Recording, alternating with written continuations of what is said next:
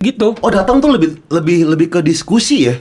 Diskusi. Iya, ngobrol bang. Jadi kayak Ngobrol. misalnya lo ada masalah nih bang, belum ketemu jodohnya sampai sekarang gitu ya. Itu bisa bang. Bisa kayak minta petua. Ikut dong ke situ. Boleh.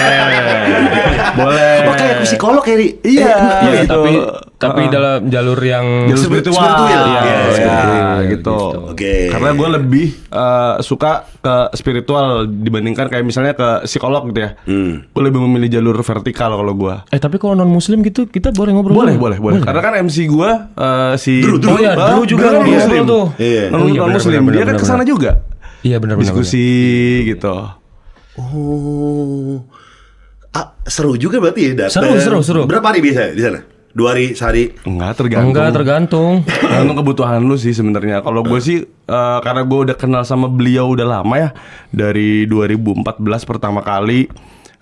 Bahkan gue sempat nanya juga sama dia, ini nama Wisnu Santika aman nggak buat Karir. nge-DJ gitu ya? Aman lah, kan ini namanya bagus gitu. Udah insya Allah bismillah, coba jalanin aja kayak gitu-gitu. Jadi kayak bukan ngaji kayak kitab yang gimana-gimana Iya, gitu iya, bang. iya. Lebih ke dia tuh udah, karena dia udah itu makanan sehari-hari dia. Jadi dia tuh langsung kayak ngasih tahu intinya dari kitab ini tuh apa. Jadi ngasih tahu intisarinya gitu. Hasil dari situ apa perubahan dari lu? Lebih tenang kah? Oh Lebih banyak bang, banyak.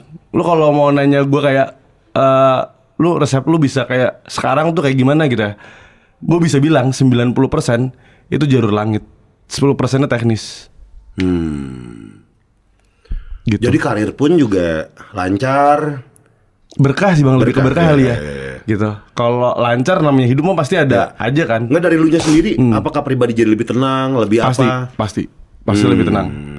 Karena yang gue yakinin ya bang ya, contoh deh Gus Dur itu punya orang-orang besar di belakangnya juga, which is tuh guru-guru agamanya dia. Ya.